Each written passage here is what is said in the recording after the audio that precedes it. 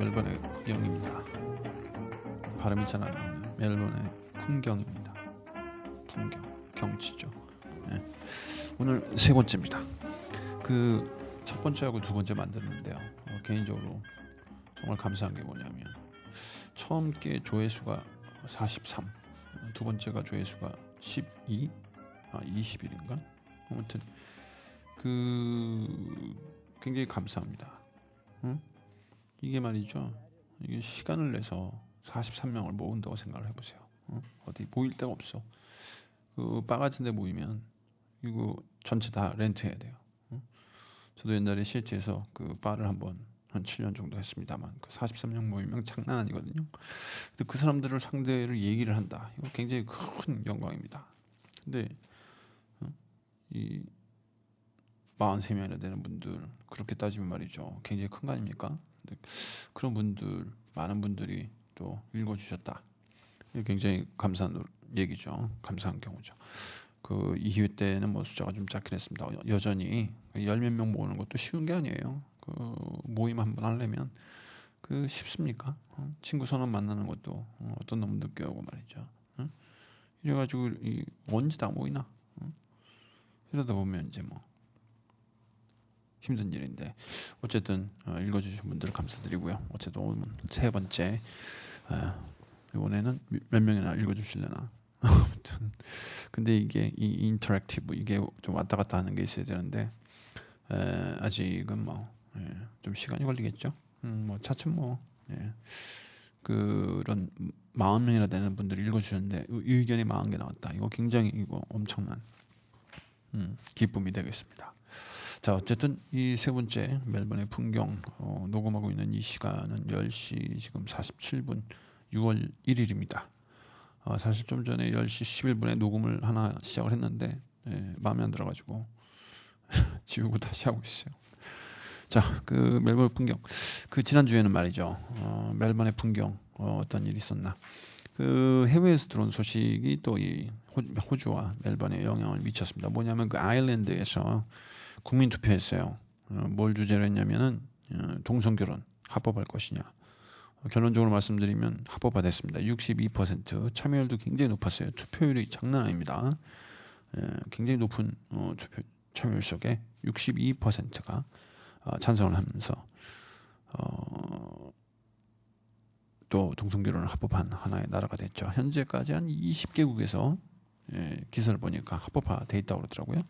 그래서 아무튼 아일랜드가 또 이제 그렇게 되다 보니까 같은 이 영국계 계열인 또 이 호주에서도 그 움직임에 자극을 받아가지고 우리도 저 빨리 하자 해가지고 시드니인가 어디서 또 오늘도 아마 뉴스에서도 방송이 됐었죠. 그 집회하면서 그 정치인들도 이제 본격적인 움직임, 특히 이제 노동당의 빌 쇼튼 이 양반도 이제 본격적으로 움직이기 시작했어요. 의제로 빨리 해서 우리도 빨리 움직임을 갖겠다.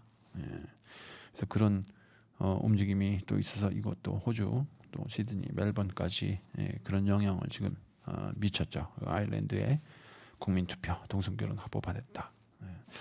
그런 모습들이 이제 이곳까지 영향을 미쳐서 그런 풍경을 우리가 한번 또 볼 수가 있었고, 또 하나의 풍경은 무슨 일이 있었냐면 그건 어저께 있었던 일인데 이 멜번 시티 동남쪽에 무슨 다리가 하나 있는데 그 근처인 것 같아요. 아무튼 거기에서 그 안티 이슬람 요즘 그 IS 때문에 계속 난리죠. 그래서 이제 이 국내에서도 이 호주 국내에서도 이 안티 이슬람과 관련돼 가지고 상당히 그런 움직임들이 적지가 않습니다. 또 그런 것들을 자극하는 그런 일들도 많았죠.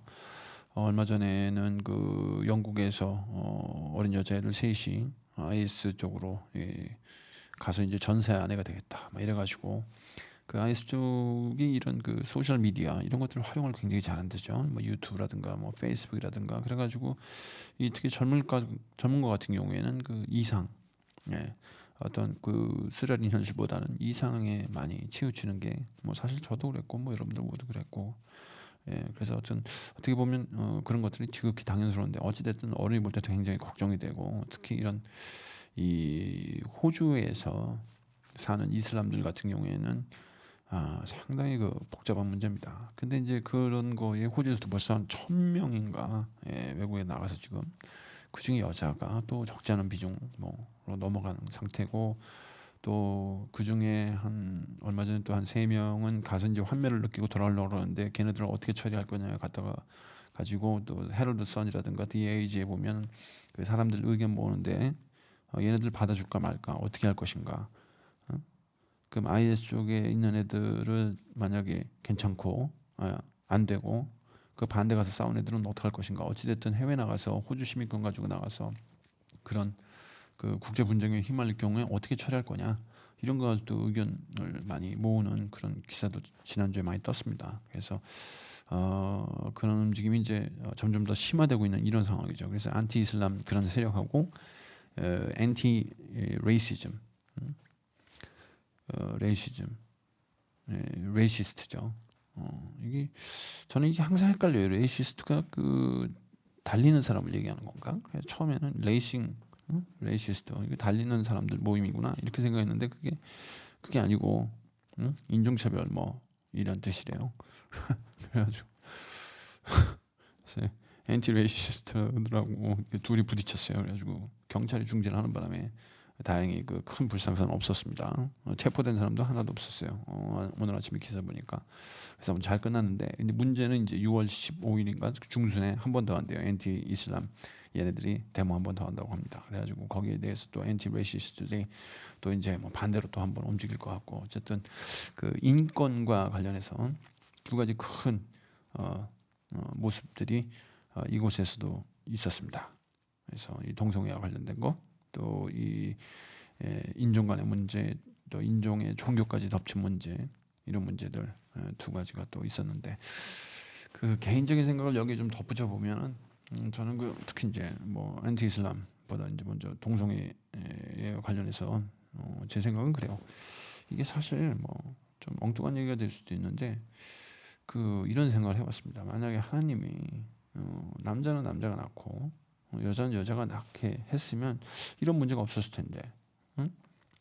왜냐하면 그 남자는 여자가 낳잖아요. 그러다 보니까 이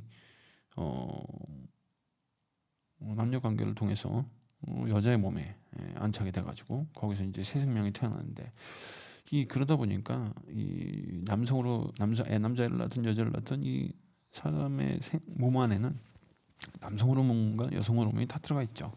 근데 이제 나이가 들면 이게 이제 차이가 나요. 어렸을 때는 남성성이 강하다가 남자 같은 경우에는 나중에 이제 나이가 들면 이제 여성성이 나오면서 관계가 역전이 돼가지고 막 매 맞는 할아버지들 얼마나 많습니까? 주변에. 그리고 막 여자분의 힘이 더 세잖아요.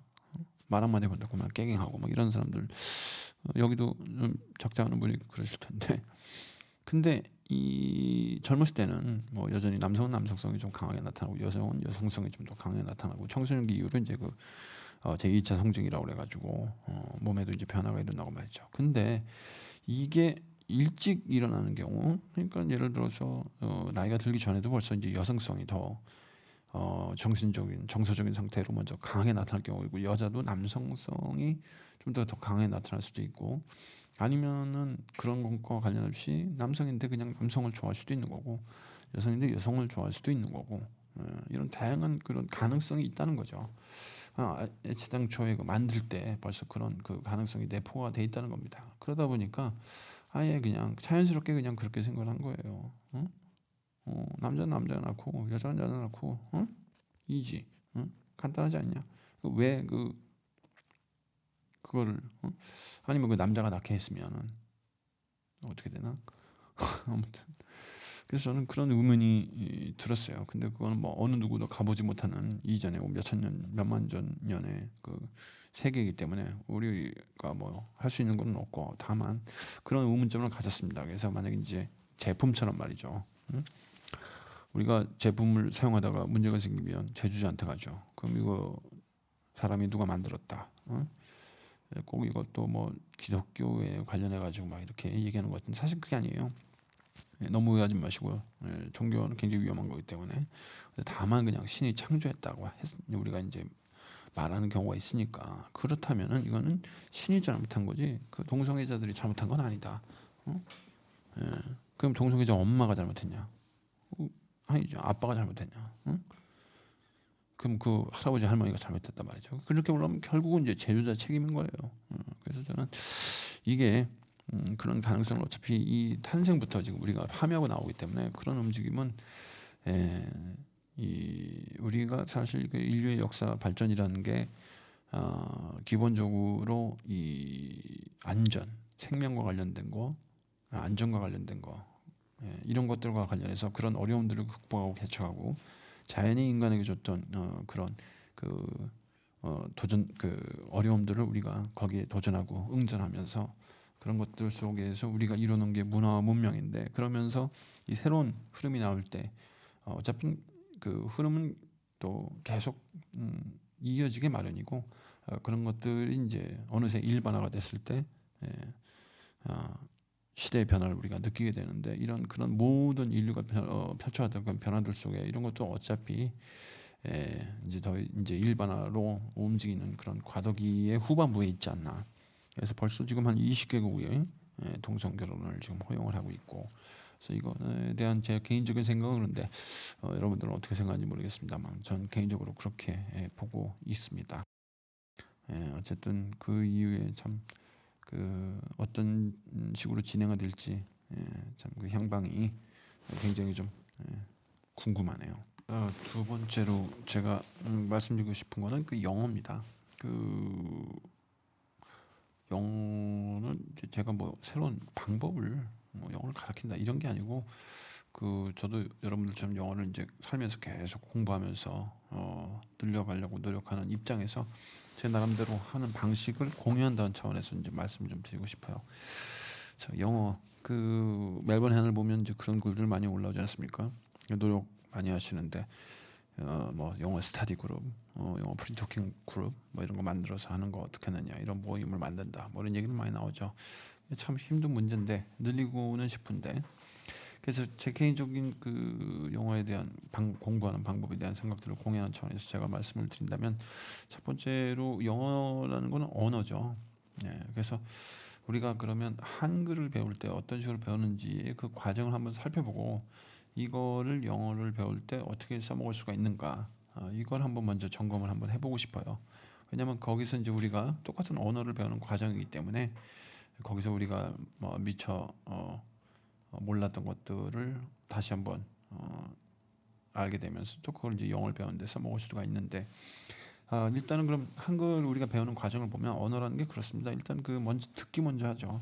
태어나면 엄마가 엄마, 뭐 아빠 뭐 이렇게 얘기하고 이제 아기 이름도 불러줍니다. 광식이, 아유 우리 광식이 예뻐요. 뭐 아유 우리 광택이, 아이고 발에 힘, 발차기도 잘하네. 발에 힘도 세네. 막 이러면서 그래서 계속 듣죠.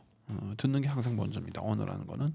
그 다음에 이제 말하기로 넘어가는 거죠. 그래서 이제 엄마가 하는 말을 애가 이제 따라하면 또 이제 집안에서 난리 납니다. 애가 울기만 하다가 갑자기 아빠 소리 한번 하거나 엄마 소리를 먼저 하거나 뭐 이렇게 되면 이제 엄마 소리를 먼저 했네, 아빠 소리를 먼저 했네, 막 서로 싸우기도 하고 막 이러면서 다투기도 하면서 또 이제 집안에 경사가 납니다.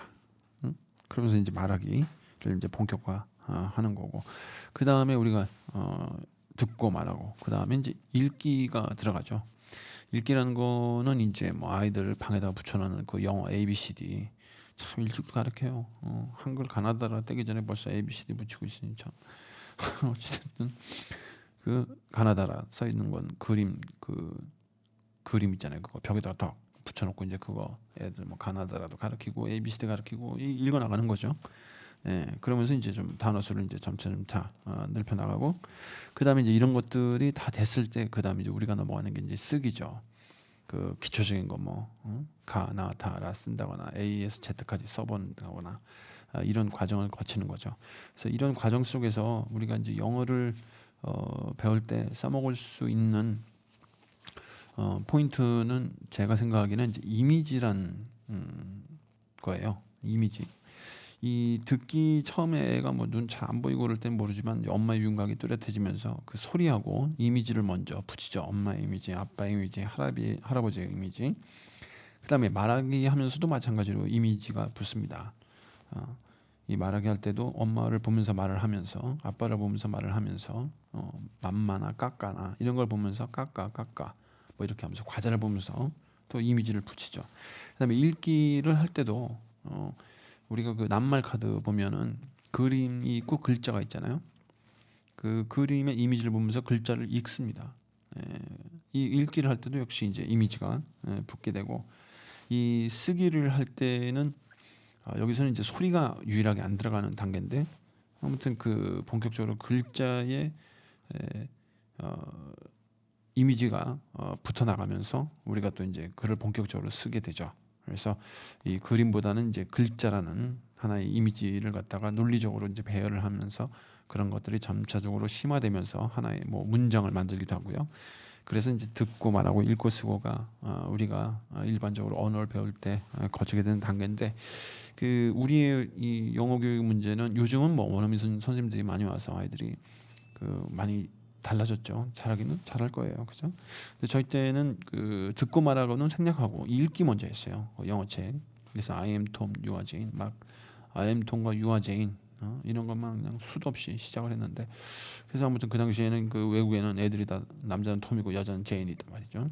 음, 그런 걸로 알았는데, 어쨌든 그 듣기하고 말하기가 생략이 되고 이제 읽기하고, 그것도 입으로 안 읽고 또 눈으로 봐요. 그리고 시험도 입으로 말하는 게 아니고 눈으로 읽고 거기에 맞춰 쓰는 게 위주였기 때문에, 그래서 이제 그런 패를 많이 해서 뭐 말하기를 해야 된다 했다가 또 프리토킹이 이제 하더라도 또 나중에 문법도 더 중요하다 또 다시 갔다가 뭐 엎친 데 덮치고. 근데 이제 중요한 거는 그 배워도 써먹을 데가 없다는 게 지금까지 문제인 것 같아요. 뭐 한국에서 지금 영어 배워도 그 써먹을 일이 없잖아요. 뭐 어디 가셨습니까?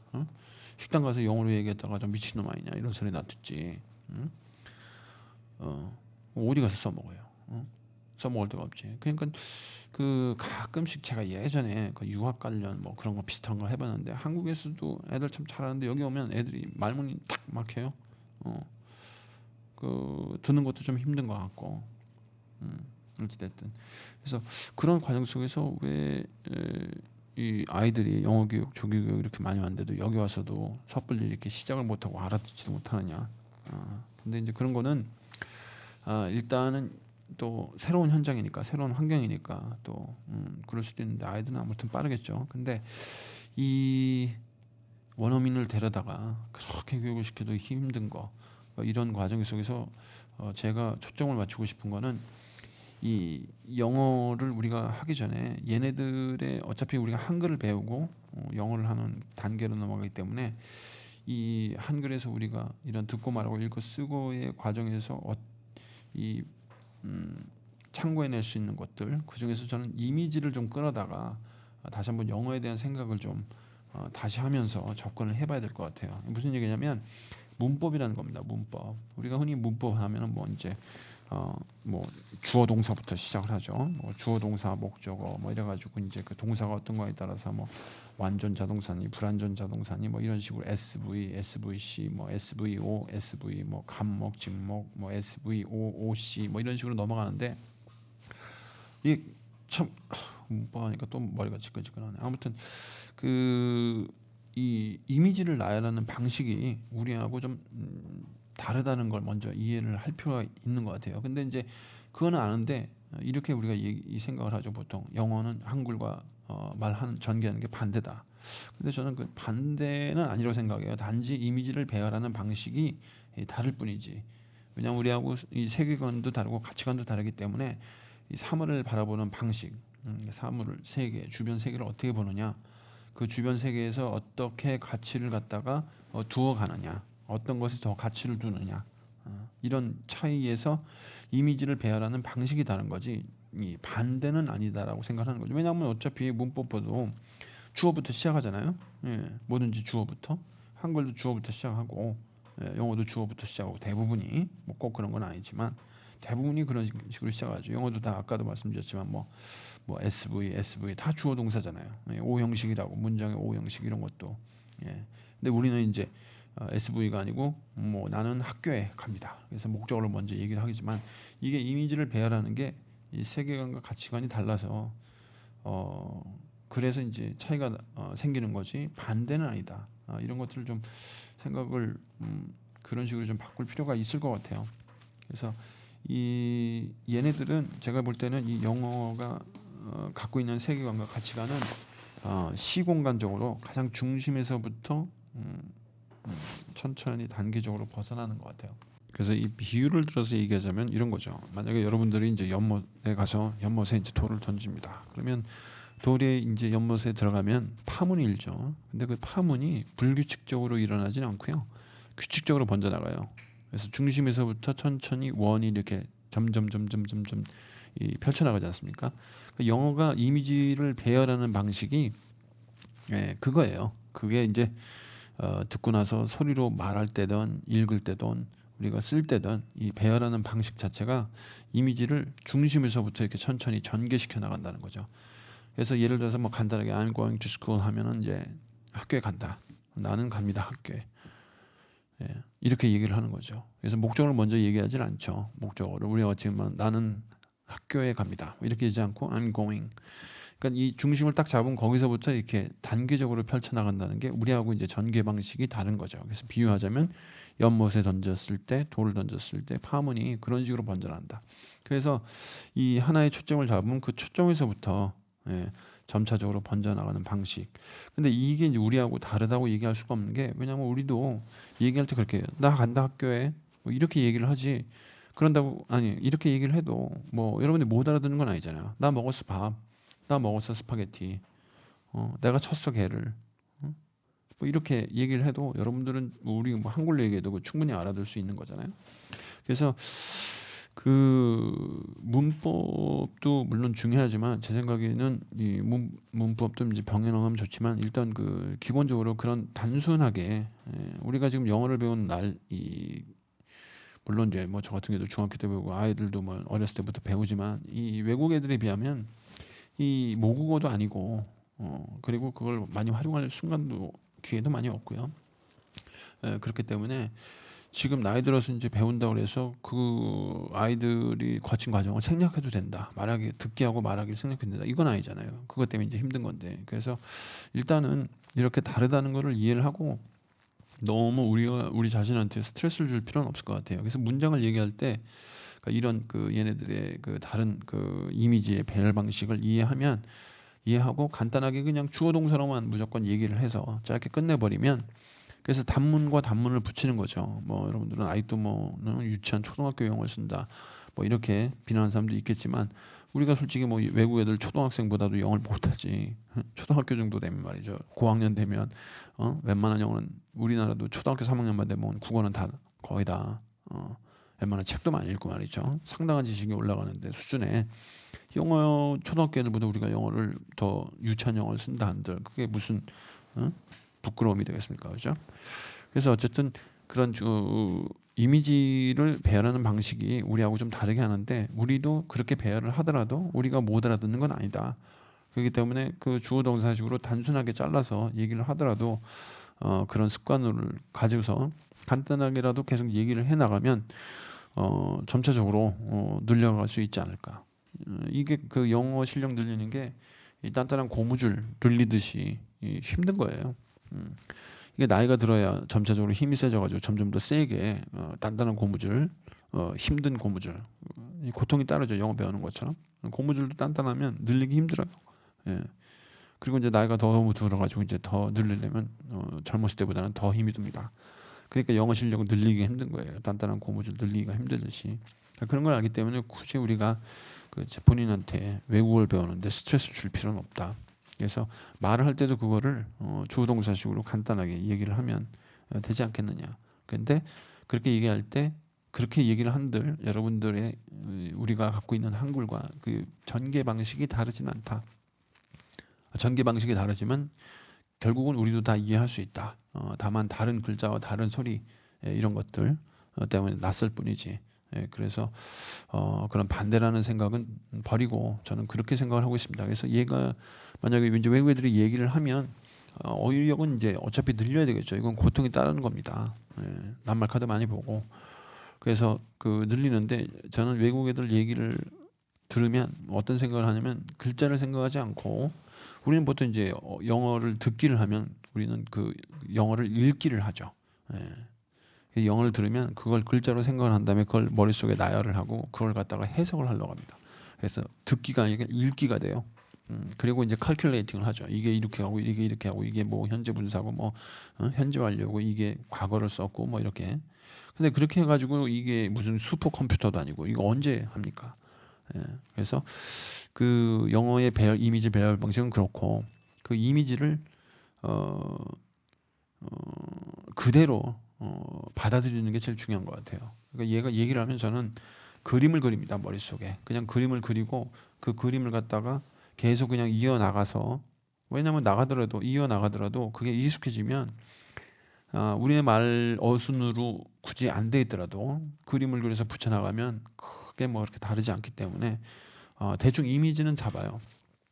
근데 그런 것들이 좀 더 반복이 되면 좀 더 길게 얘기를 해도 당연히 들어오겠죠. 그림을 계속 붙이면. 그리고 얘기를 할 때도 간단하게 그냥 잘라서 단문으로 얘기합니다. 그래서 얘기를 하려면 머릿속에다가 그림을 먼저 그리고요. 그 그림을 갖다가 그냥 그대로 나열을 영어식 순으로 얘기를 해요. 그냥 주어 동사로 얘기합니다. 그래서 어, 우리가 아까 제가 한글을 우리가 배울 때 읽기, 듣고 말하고 읽고 쓰고 할 때 거기서 우리가 가장 중심적인 역할을 하는 그 이미지를 소리로 듣고 또 글자로 보고 그림으로 보고 이런 것들 이 그림이라는 게 굉장히 중요하죠. 그래서 그런 것들을 영어 배울 때도 가져와서 얘가 얘기할 때는 단어를 얘기하면 그 소리가 갖고 있는 이미지를 떠올리고 제가 얘기할 때도 말을 할 때도 머릿속에 그림을 그린 다음에 그 그림을 이미지로 나열을 하고 그걸 갖다가 그냥 얘기하고 그 순서가 맞든 안 맞든 그런 식으로 나가면 좀 더 우리가 좀 더 쉽게 느껴질 수 있지 않을까 배우는데 이제 여기까지는 그 우리가 한글을 배울 때 듣기, 말하기, 읽기, 쓰기에서 공통적으로 그런 소리라든가 글자와 그림 그런 것에서 연관되어 있는 붙어 있는 이미지를 활용을 하면 순서를 조금 다르게 발열을 해도 충분히 이해할 수 있다. 이런 얘기를 좀 말씀을 드렸고요. 두 번째는 얘네 영어를 쓰는 애들 그 특징이 굉장히 그 자기중심적이고 자기 소유 의식이 좀 강하다. 그래서 예를 들어서 뭐 I have finished my homework 하면 이 I finished my homework 이렇게 해도 되는데 왜 거기다가 have를 붙이느냐 말이죠. 이렇게 의문이 들잖아요. 근데 이거는 이 우리가 이제 뭐 현재 완료다 뭐 이렇게 해가지고 이제 문법적으로 쓰긴 하는데 현재까지 내가 그 동작을 갖고 있을 필요가 있어요. 왜냐하면 이제 다음 주 목요일 날 시험 강사를 하는데 내가 그 동작을 지금 끝낸 동작을 갖고 있다는 거는 난 준비가 돼 있다는 얘기죠. 그래서 이제 우리가 현재 완료된 걸 얘기하는 거잖아요. 그래서 이런 게 이제 우리 한글 할 때는 너 숙제했냐? 나 숙제했어. 다음 주 목요일 날 검사를 하든 현재까지 나는 숙제한 동작을 가지고 있어. 이렇게 얘기는 안 하죠. 근데 얘네는 그 have라는 동작을 보면 참 그 신기해요. 재밌어요. 생각하는 게 모든 그 동작을 다 갖고 있죠. I have finished. I have lost my wallet. 그러니까는 지금 현재 지갑을 잊어버렸기 때문에 현재 지갑이 없다라는 거죠. have를 씀으로써 그 차이를 만들어냅니다. I lost my pencil. 그러면 그건 이제 과거에 있었던 단순한 일을 얘기하는 거지. 이 I have lost를 쓰면서 좀 더 뚜렷하게 그렇기 때문에 나는 지금 펜슬이 하나도 없다, 연필이 하나도 없다 이렇게 얘기하는 거랑 차이를 만들어내는 거죠. 그때 그 생각하는 게 have를 써서 동작을 가지고 있어요. 현재까지 영향을 미치는 그 동작을 가지고 있을 필요가 있다는 거죠. 그러니까 얘네들 이 언어를 쓰는 거 보면 그런 특히 이제 have라든가 get이라든가 이런 걸 많이 쓰는 거 보면 얘네 생각하는 것 자체가 좀 우리하고는 좀 틀리구나. 그런 것들을 두 번째로 좀 말씀드릴 수가 있겠고 세 번째는 이제 발음인데 이 발음은요. 제가 좀 개인적인 경험이 있는 게 뭐냐면 옛날에 그 태즈메니아에 그 한번 여행을 간 적이 있어요.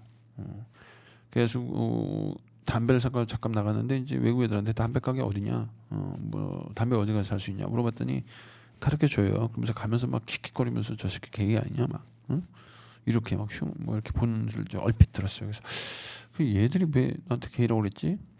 근데 그거를 몇 년이 지나서 제가 깨달은 게 뭐냐면 어느 그 한국의 어떤 그 교육자분이 영어 가르치는 분이 이건 주장한 거예요. 그러니까 영어는 목소리가 아니고 뱃소리다.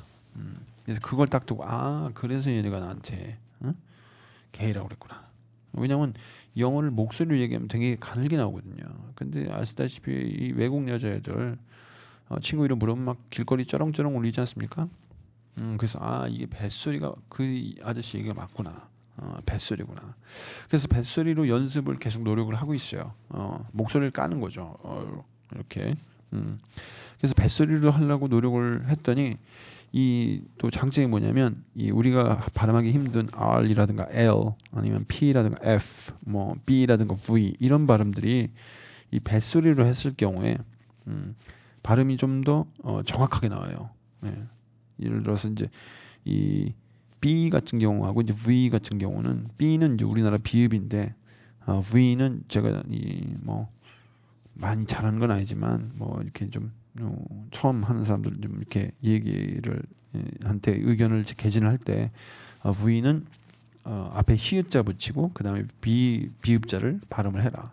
흑자를 먼저 넣고 그러면 뭐 예를 들어서 이제 vice president다 그러면 이제 그냥 B자식으로 얘기하면 vice president가 되잖아요. 그럼 이게 vice가 안 나오죠. vice가. 그래서 이제 뱃소리로 하게 되면 이게 좀 더 힘이 들어가면서 히읗 비읍으로 우리가 이제 배에다 힘을 주게 하면 정확하게 vice라는 이름이 나옵니다. 뭐 violin이 될 수도 있고 뭐 violation 뭐 이렇게들 할 수가 있고요. 그다음에 이제 B라는 거는 뭐 예를 들어서 뭐 beetle 뭐 이렇게도 될 수 있고 biomechanic 뭐 이런 식으로 될 수 있고 그래서 이런 구분을 힘든 발음들 특히 이제 L자 같은 경우에도 lion 배에다 힘을 주고 하면 lion이라고 하지 lion 이렇게 얘기를 하지는 않죠. 그래서 이 영어는 목소리가 아니고 뱃소리다 이런 것들을 그때 그 개인적인 경험과 그 교육자분이 그 인터넷에서 봤어요. 뱃소리라는 거. 예, 그래서 그 경험이 굉장히 이제 기억에 많이 남죠. 그래서 앞으로 영어를 발음하실 때, 그래서 제가 연습하는 방법은 그래요. 영어는 뱃소리니까 배를 좀 목소리를 깔고, 그래서 이제 목소리로 얘기하면 좀 더 뚜렷하게 많은 걸 얘기할 수는 있는데, I am a student 이렇게, I am a student 뭐 이렇게. 근데 너무 불필요한 것까지 발음이 나오는데 배에다 힘을 주고 하면 계속 그 발음을 명확하게 할 수가 없어요. 예, 그래서 lion 뭐 이렇게 하진 않죠. 그리고 이제 뭐 예를 들어서 또 뭐가 있을까요? bear 뭐 이런 단어라든가 아니면 school 뭐 이런 단어라든가 학교 뭐 school 뭐 이렇게 발음이 되지는 않죠. 그래서 이 세 번째로는 이 영어는 목소리가 아니고 뱃소리다. 그래서 목소리를 좀 깔고 배에다 힘을 주게 얘기하면 영어를 발음하는데 좀 개인적으로는 쉬웠다. 이런 말씀을 드릴 수가 있겠습니다. 그래서 지금까지 말씀드린 거 종합해 보면 첫 번째로는 영어를 얘기할 때 우리가 그 한글에서 배웠던 경험들 듣고 말하고 읽고 쓰고 이런 단계들을 우리가 이제 영어도 계속 이제 그런 식으로 해나가야 된다. 초등학교보다 못해도 상관없다. 근데 그걸 얘기할 때 얘네가 이미지를 갖다가 이제 그 듣고 말하고 읽고 쓰고 할 때에 모두 묻어나는 소리에 묻혀 있는 이미지, 글자에 묻혀 있는 이미지, 그림에 묻혀 있는 이미지 이런 것들을 얘기할 때에 그 공통적으로 적용되는 거 이미지라는 거를 우리가 단순히 영어식으로는 중심에서부터 천천히 펼쳐나가는 이런 방식이기 때문에 그 이미지를 그대로 중심에서부터 단계적으로 펼쳐나가는 단순하게 그게 이제 제 첫 번째였고 두 번째는 그 영어가 굉장히 그 자유 소유 의식이 강한 언어다 이런 거. 세 번째는 뱃소리다. 이런 것들로 이 영어에 대한 제 나름대로 지금 공부하고 있는 방식을 여러분들과 공유를 할 수가 있겠습니다. 그래서 그 아직은 지금 뭐 제가 생활 속에서 활용할 수 있는 거는 뭐 투어 가이드 하면서 뭐 밥 주문할 때 말이죠. 손님들 이제 미리 뭐 외국 식당에다 이제 전화를 한다거나 아니면 뭐 그쪽에 그 직원들하고 얘기를 하거나 아니면 뭐 관광지에 뭐 직원들하고 얘기를 하거나 이럴 때 쓰는데 많이 쓸 기회는 없어요. 예, 그래서 주로 많이 하는 거는 걔네들하고 얘기를 많이 하려고 노력을 하지만 또 한편으로는 그 신문을 주로 자주 봅니다.